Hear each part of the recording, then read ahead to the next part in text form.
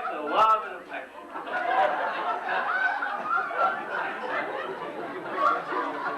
Ladies,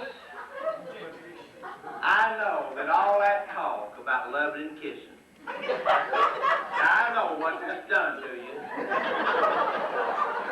And I just want to apologize. I can't pass out no free samples. My wife is a terribly jealous woman. Couldn't be here tonight. She did. You can't see this in the back, but she made me promise I show her a picture. The woman has got the prettiest Adam's apple you've ever seen on TV. Now, I will admit that her face is ugly, that when she goes to the dentist, he worked on through her ear. But, what Adam's apple? Now let me ask you. I want you, you're dignified, and I know that. But that wasn't a joke.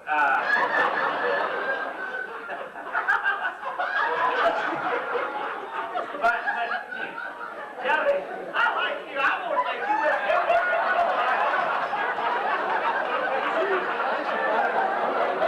I would pay you to go with me.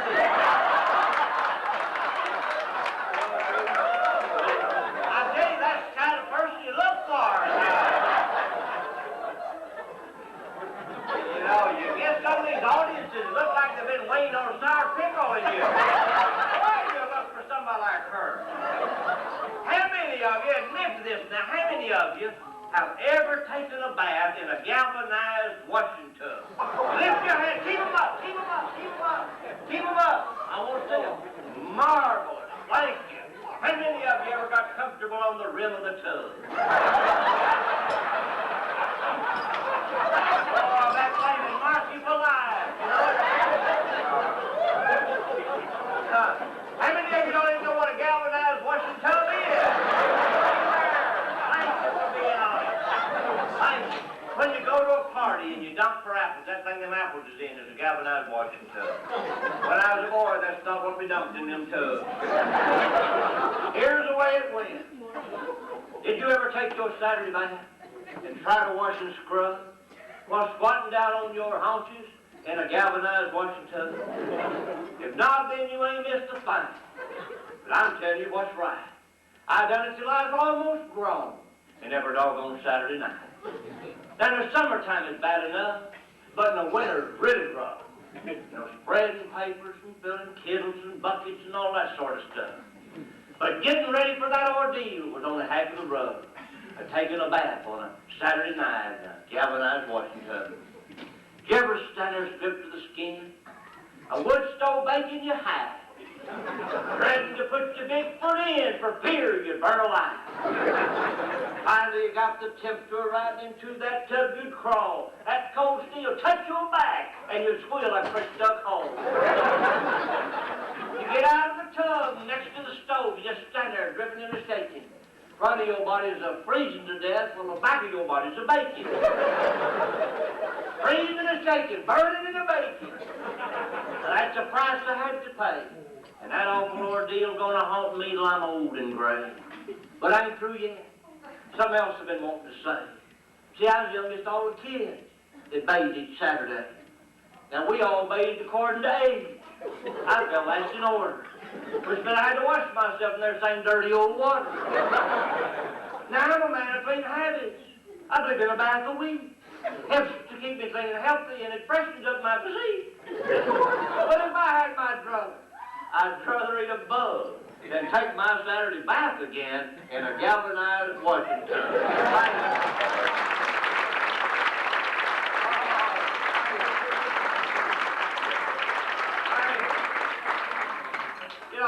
It amazes me how that the government, when it simplifies things, how complicated they become. And this man, back under the Reagan administration, qualified by age for Medicare. The government had simplified the process. He went to the appropriate building, entered as a room like this, doors down that wall, doors and doors and doors. Over every one of them the name of an ailment, kidney, gallbladder, appendix, heart. Pick your ailment. He decided that his problem was probably going to be appendix. So he went through that door. Only to find two doors. One said male, the other female. He went through the one marked male. Only to find two more. One said white, the other color. He's a white man, so he went through that door. Only to find two more. One said Protestant, the other Catholic. Makes a lot of difference to your health, you know. He was a Protestant, so he went through that door. Only to find two more. One said married, the other single. Had a wife at home, so he went through the one marked married. Only to find two more. One said taxpayer, the other non-taxpayer. Well, still on his own home, so he went through that taxpayer door. Yes, there were two more. One said Republican, the other Democrat. He was a Democrat. So he went through that door and fell 9 floors in the alley below.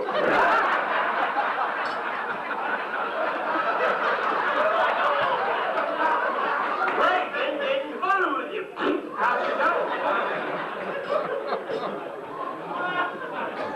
You know, there are a lot of ways you come to know people. I don't know why I'm turning pages. I can't see that book. Just turning pages up here. I used to read this thing, and I can't even see the book. There's a lot of ways you come to know people.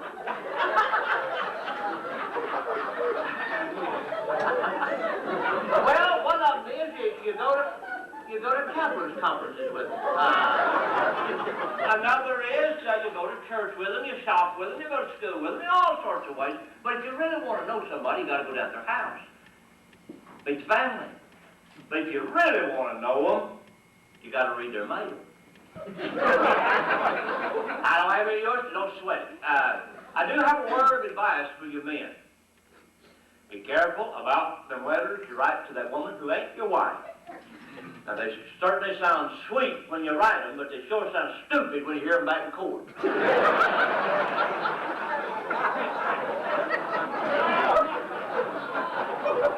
I want you to know me, and I got a letter from Mama, and she said, "Dear son, as I got some time, because I ain't so busy, thought I'd write you a few lines, 8 or 10 pages, let you know the up-to-date news. It's about 6 months old. Now, we all as well, this could be expected for the condition we're in. We ain't sick, we just don't feel good. I'm fine, Uncle Ned is dead. I hope this letter finds you the same." She said, "We're very busy farming. We got 3 old cows, but we're going to sell one of them because he don't give them no milk."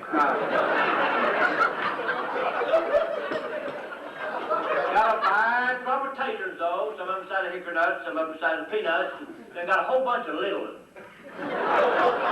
Paul said he thinks we'll make a good corn crop. Said it looks like we ought to make about 5 gallons to the acre.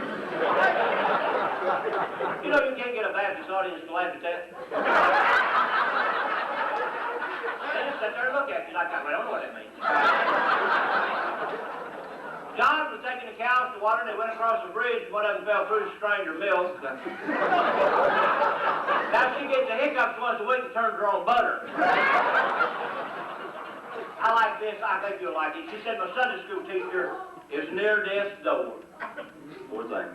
Sure hope the doctor can pull her through.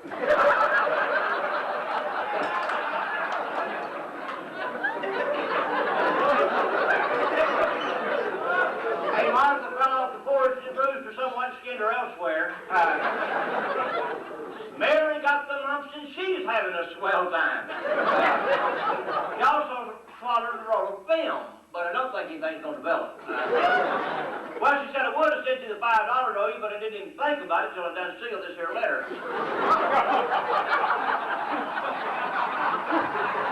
Then she said, "I'd like to describe our new house. We got everything modern. Got a kitchen, living room, dining room, and a room upstairs we just found. It's got a trough that sits on the floor. Looks like what we used to wear the horses out of, only it's lots more fancy. Then there's a little white thing over in the corner. It's about 3 feet tall. Got hot and cold water running. Everything ain't no good. Got a hole in the bottom, the water just runs right out. Then there's another thing in the other corner. It's just the handiest thing in the whole house. You put 1 foot in, wash it. Then you press the handle on the tank, you got cold water, wash the other foot. and the lid fell down. Had two lids on it, well, them wasn't no good. It had a hole in it. So we just took it off and put in Grandpa's picture in it. Everybody said he looked just as natural as this sitting there. Well, there's a lady died last week, and y'all are funnier than I am. I've been watching the clock, but I cut this thing down in half already. It's still going. There's a lady died last week. They found $1,000 in her bustle. Now, well, that's a lot of money to leave behind. You take care of yourself, and son, would you please tell that undertaker to stop sending me them letters signed, eventually yours. Sincerely, Maul. Thank you.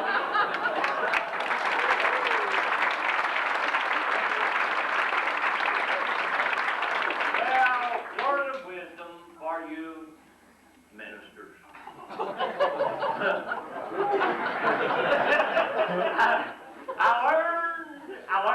I did. That if you want to be a blessing to a congregation, when you start getting down toward the end, did you know that all of us in this room have one thing in common every time we enter the pulpit? Now, we've got so many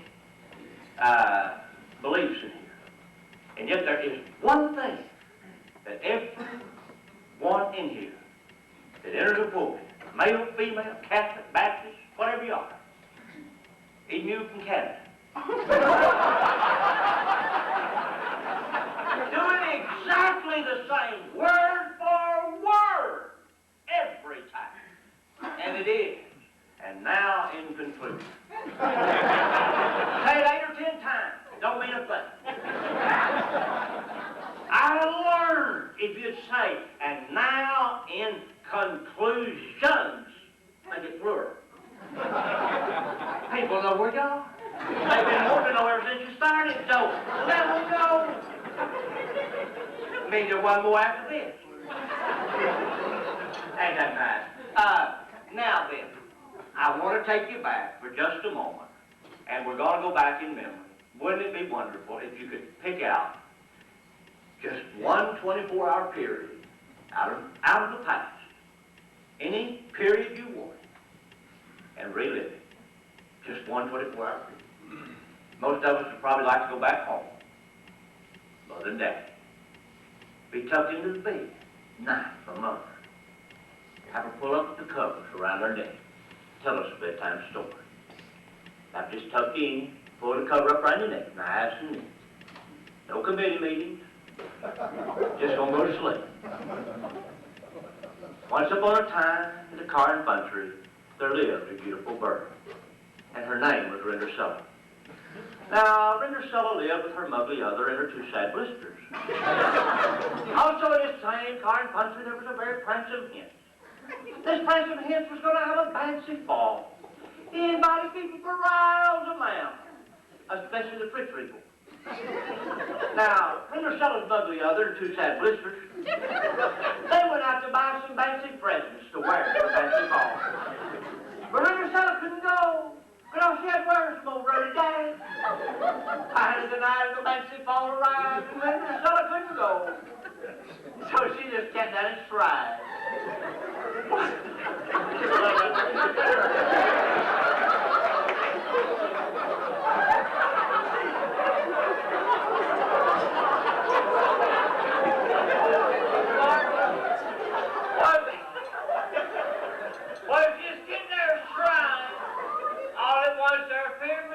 Her Gary Mudfather. And he touched her with his magic land, and there appeared before her a kid boat and his white horses to take her to the fancy ball. But he said, now Rindersulla, you mean sure to be home before midnight or I'll turn you into a pumpkin. When Rindersulla arrived at the fancy ball, she was met by the prancing hen, who had been watching from behind a wooden hinder. what the devil that meant. And they missed all died until midnight, and they let him go. And just as the mid-clock struck night, Ritterseller stashed down the rails, and just as she beats the rottum, she slopped her dripper.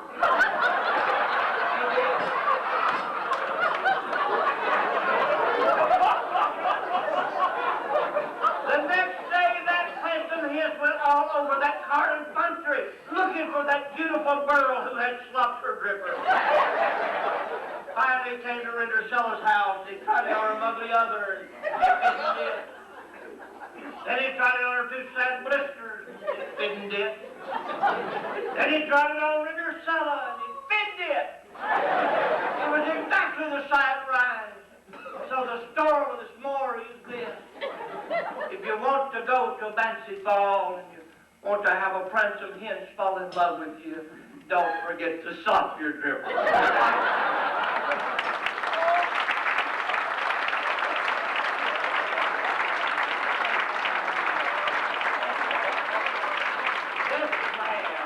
This man, none too smart, felt the call to preach the gospel, applied and submitted himself for examination.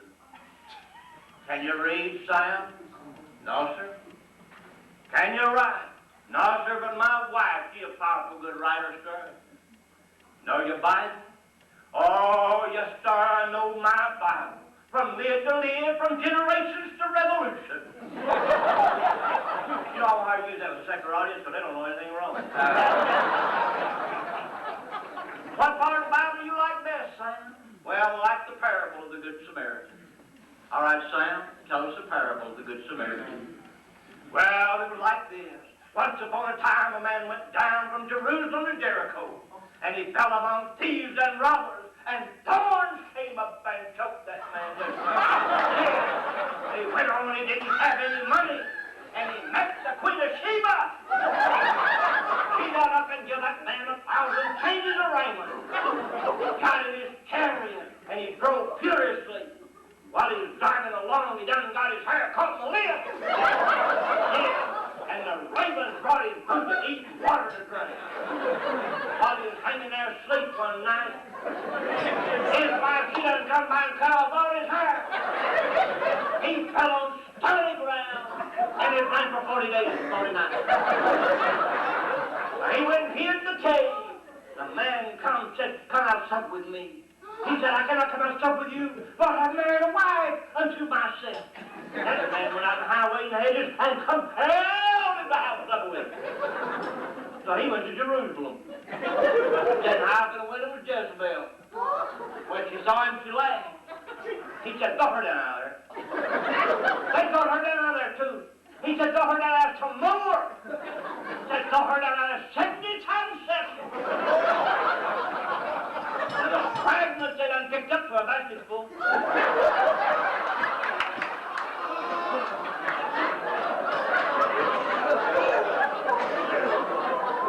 Now, whose wife that Jezebel ever been to?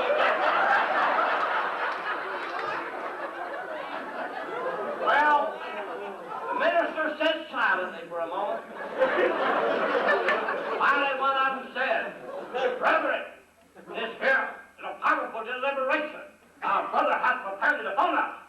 Now, hereby recommend he be accepted anonymously. Because he sure do know his Bible from giver to giver."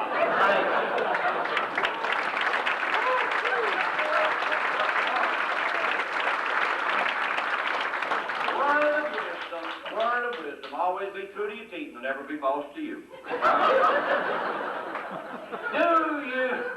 Do you realize that tomorrow we're going to meet people and they're going to say, "How was the banquet?" I couldn't go last night. How was the banquet? You're going to tell them. They're going to say, "Who was the speaker?" And you're going to tell them. And they're going to say, "How do you do?" And you're going to tell them. And then they're going to say, "What did he speak of?" I dare you to tell them.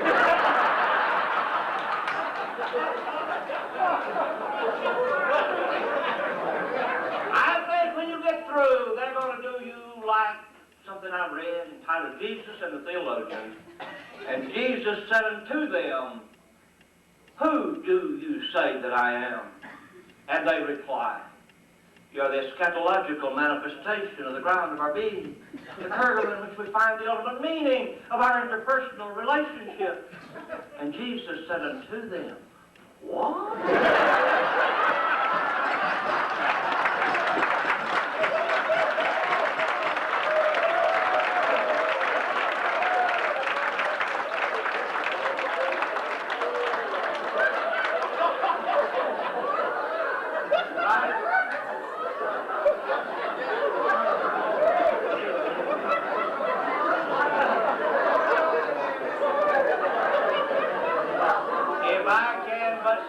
One more moment of your time.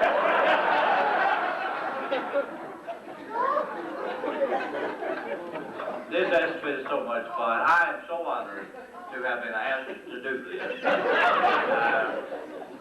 And I am so honored that you have been so wonderful. I think you have really and truly been. I think Norma and I gauge audiences. And I told her in the room a while ago before we came over, I said, Norma, there'll be a good audience. Because they're noisy. and we've been listening to you all week, and you get a group in a room, and one of our fine chaplains, I'll name him, said to me earlier, I need to talk to you another day, that fine luncheon you provided here. He tried to talk to me, we couldn't hear each other for the noise of the preachers. And I said, this would be a great audience. And I think I would be very safe to say you tied the best audience I'd ever with. They couldn't have been any better, and you tied them. So you will always put out in our memory book as being right there at the top, and I mean that with all my heart. But let me leave you with something besides humor. It's good for us to laugh. You know, the Bible teaches that laughter is a good medicine, and God help the person who can't laugh at himself. You know, we're the funniest people in the world. I said to somebody earlier, I think it was today, I stood out here looking at these mirrors out here. I said, you know, we lived in a house, had a mirror on the back of the bathroom door, full-length mirror. Never did figure out why, but it was there, and I stepped in the shower, and sometimes during my showering, Norma came in, and she didn't close the door. She left it like this. Here's the shower, and there's the door. And I stepped out of that shower, and there's somebody on it. I said, excuse me, and got out of that shower.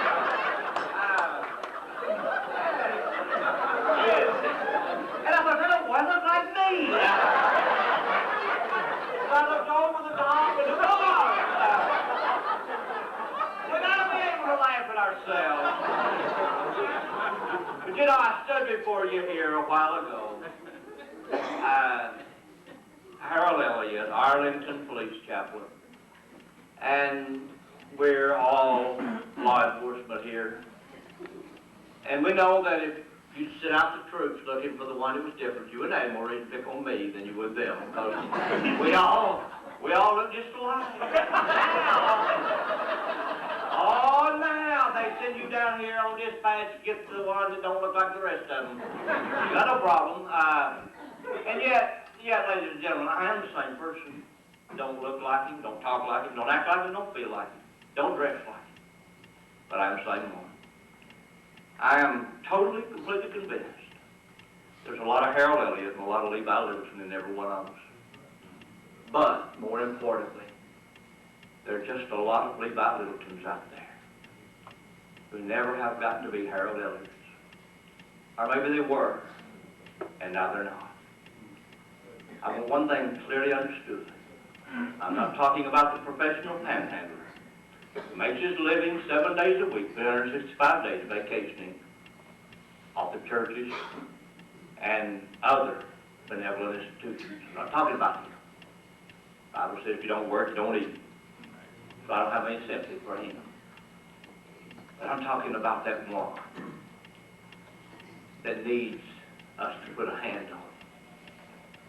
Needs us to say you are somebody, because God don't make no junk. Needs us to give him a warm smile because his heart is crushed and his tears are all going back inside. the one who doesn't feel there's any reason to live anymore. That's the one I'm talking about. And we who wave the banner, let us practice what we preach. When you forget Harold Elliott, when you forget Levi Littleton, when you forget everything I've said, you will not have forgotten much. But when you forget this, please resign. Be very, very careful the next time you meet a Levi Littleton, for you have no way of knowing. You just may be entertaining an angel, not aware. Thank you. God bless you.